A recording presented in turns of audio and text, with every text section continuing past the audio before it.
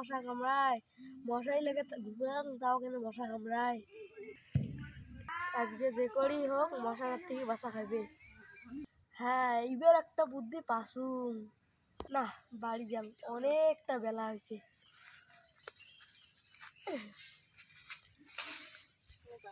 জানি আজকে স্কুল কি হয়েছে? কি হয়েছে?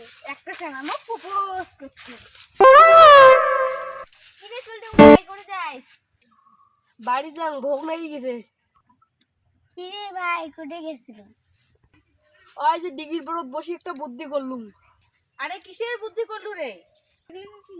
মশা কেন করে ঢাকা খায়, এইটার বুদ্ধি। মশা আরো তো কি করলে?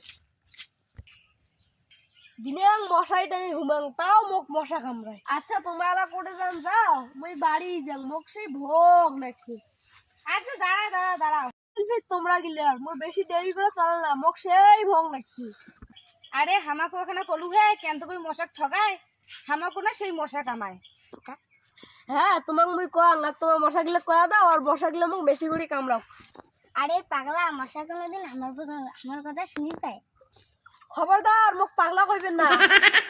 আচ্ছা ঠিক আছে, আমার ভুল হয়েছে, আর কোনোদিনও কমো না।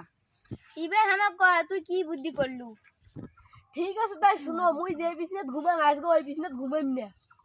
কেন কোটে ঘুমবি তাই?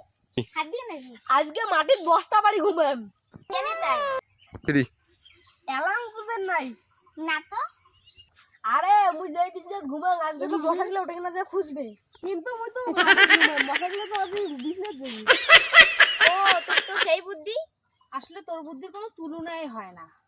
ঠিক আছে তাই আমি বাড়ি যাবো, বেলা অনেকটা গড়ি গেল। ঠিক আছে যা। তাহলে আমার মর বুদ্ধিটা শিখেন না। আচ্ছা ঠিক আছে।